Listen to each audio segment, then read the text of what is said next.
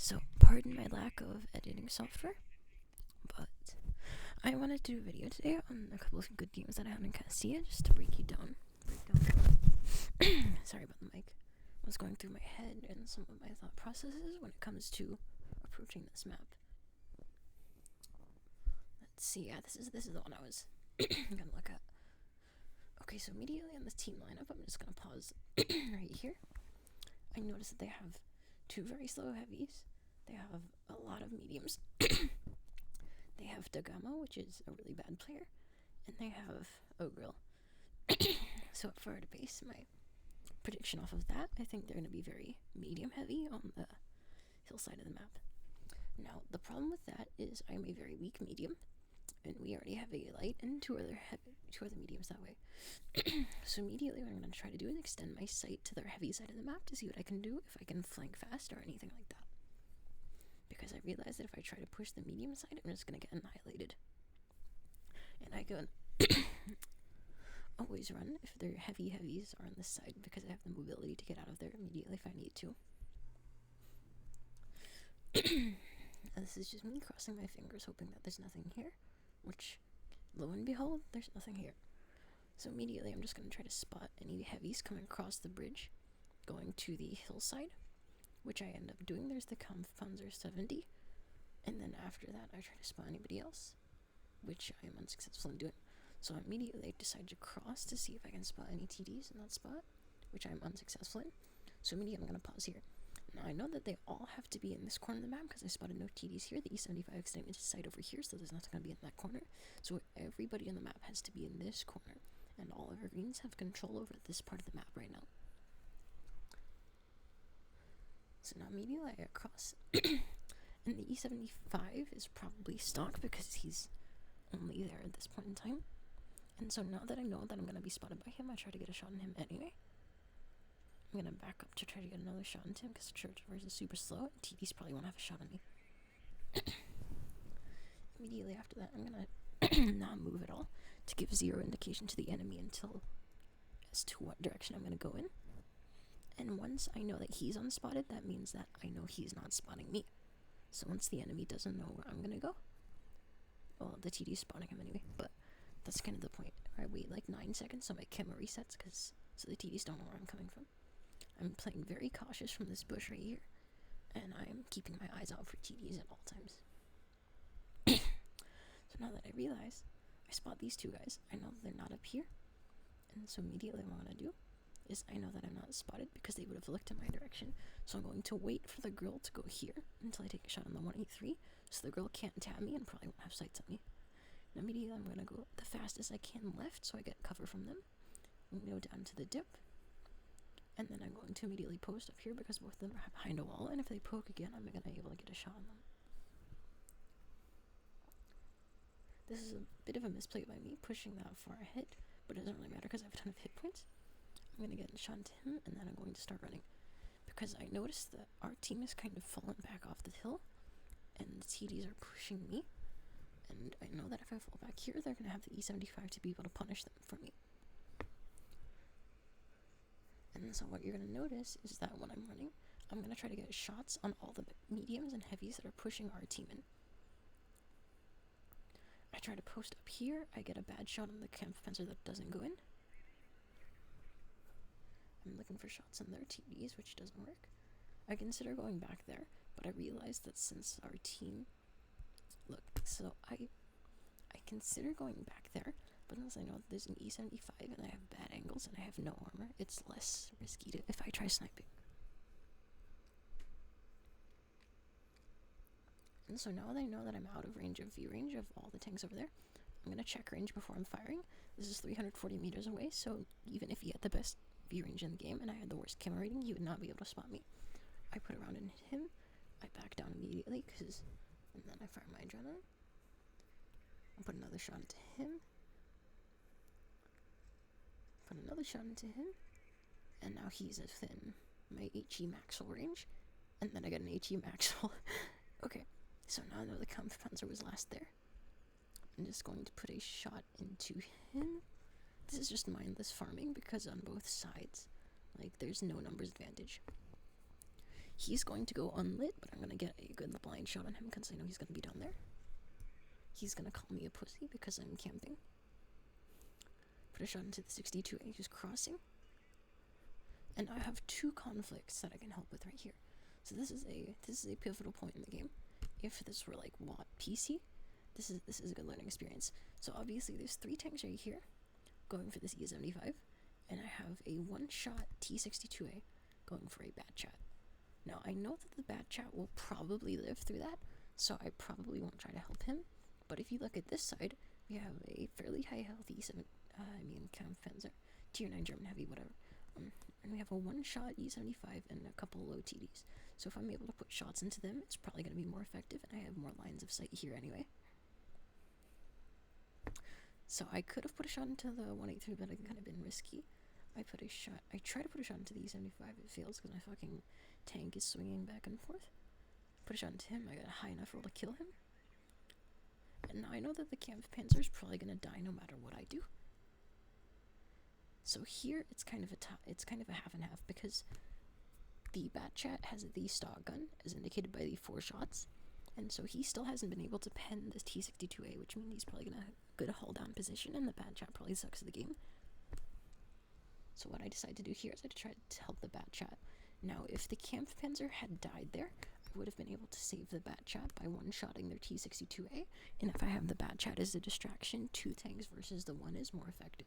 But the Kampfpanzer wins it regardless, and I'm just able to kill the 62A.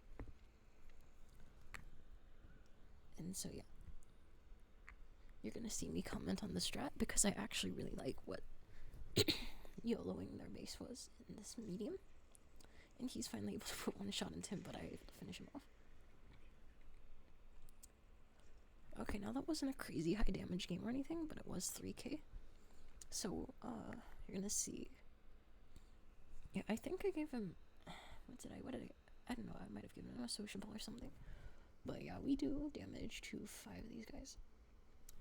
2, 1, spotting, damage, a lot of damage to their leopard, 62. But yeah, okay, now another game I want to show you is let's see if I got the right one. Castilla. Yeah, it's the first one. Now this is the highest damage done ever in World of Tanks Blitz in the IS4. Now I'm just going to walk you through a couple of line of sight things during this game, and I've already recorded it twice because some things happened, but you know, life happens. So immediately in startup, I'm going to notice that we have kind of balanced teams. We have a straight medium and we have a purple medium. Now, the Progetto, it doesn't have the best of armor, and the STB is a very bad player because they're not in a clan and I don't recognize the username. So that means they're likely not going to be able to take the hill that easily. Even though we have 2 mediums and they have 3 mediums. So if I go heavy spot, I'll probably be able to extend up far because they have 3 slow German heavies. And even if they do push me, I'll probably be able to live long enough for our mediums to not die. So this is kind of a risky strat, so you kind of have to look at the team lineups first before you decide to take this strat. But when it works out very well. Yeah, is there anything special to comment on here? No. You're gonna notice that our heavies decide to go up on this hill right here. Now, I don't think personally that's a good idea. On Castilla, you want to play passive because if you go up on this hill, then people on the medium side are gonna have shots at you, the TDs are gonna have shots at you, etc., etc. I really don't recommend going up on this hill at the start of the game.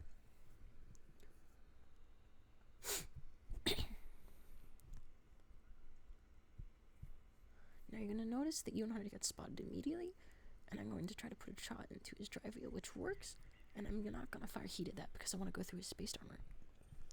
I drop adrenaline immediately because he's slow and he needs to restart from a 0 kilometer speed to get across that fucking valley thing. And I decided to put another shot into him. Now you're gonna notice that I don't spot any T's in the beginning, and that means they're not along from here, this house, to here. And that means that they're not back there because I already poked up there. That means they're probably in this corner. And you're gonna notice that, yeah, these 2 heavies got lit, which means that this E100 is alone, and by simple counting skills, we have 1, 2, 3 heavies versus 1 heavy. Now, our 3 heavies are able to easily outnumber that heavy, so we're gonna want to push this side very quickly. I'm very cautiously checking my behind because I know that these two heavies might be able to flex up on me right here, and the two, they're going to be able to easily win a 2v1 against me. But I'm able to have a line of sight on these two guys if they end up pushing me, which is very, very helpful.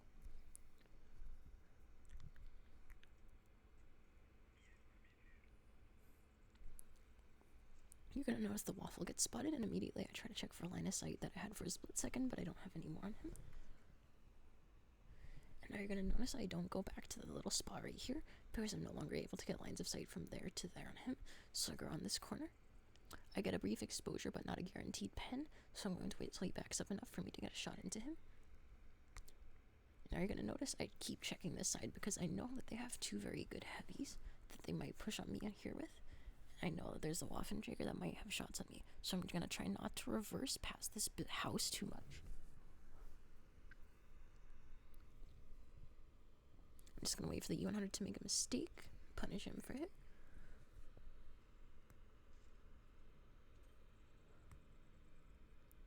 And then the V-kit comes around, because I was turning my tank that way because I knew that there was probably going to be someone coming from that side. So immediately I turn my attention towards him. And I need to push him because our mediums are losing that side. I see, fuck, what medium is that? Hang on. The waffle tracks me somehow and goes through my side. So now I realize they've taken the hill, both of our mediums are dead. So that means we immediately need to push this flank, push this side if we want to win. Because if we win some at one side, we might be able to win the other side. We need to kill these guys though before the mediums get here. So as VK decides to push me, I start backing up so I don't have lines of sight on anybody else. I push forward and into the line of sight of the waffle somehow.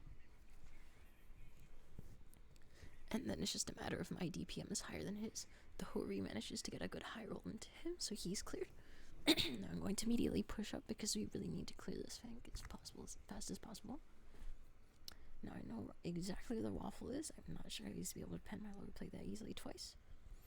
The E75 fired, and he's also not looking at me, so I get a max roll into him. I try to go for the drive wheel, but I don't end up pinning. The IS-7 walks right into the waffle tractor, so the E75 is going to be able to kill him, and the waffle tractor is going to help with that.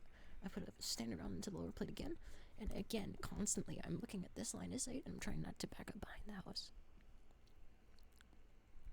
And I would much rather get penned by the E75 than the waffle tractor, so you're going to notice I turn my tracks in to try to catch a shot from the waffle tractor.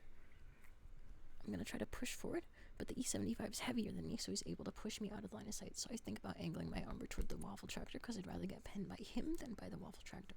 So immediately I'm going to notice that the Progetto gets spotted, and I need to kill him because if he's able to make it out alive, he'll be able to carry that game because he's a good player and a strong tank. So I'm going to snap him right there. Thank fuck that went in. I'm going to notice I got 350 from my back, and I know that's not the STB because the leopard is spotted back there. The E5 isn't helping me, so I kind of have to fall back here. The Leo's able to get one shot into me, and now I'm backing up. I'm trying to conserve my heat ammo, just in case I have to fire the STB. And I drop my adrenaline again, because I really need to clear this guy to help my teammates out. So my gun's broken, and it's broken for 60 seconds, but I need to try my best to kill that Leo anyway. So I managed to hit his track, which doesn't make any sense, but at least I hit his track. And immediately I'm going to fall back to my E5, because in situations like these, you want to stay close to your allies if you're both in similar types of tanks. So immediately I know both enemies are either on the hill or on the side, and I'm going to keep backing up, so I want to take a more defensive position. I don't know how that tree fell forward, don't ask me. So I'm just going to try to spot up here. And immediately I get spotted, which means that somebody has a line of sight on me, probably from the hill, so I back up because I don't want to get a shot from the side or from the front. The waffle is trying to go for me, so I back up, and I know that eventually if he pushes far enough, I'm going to get a shot on him because my gun depression is so bad. So I shoot when my gun lets me.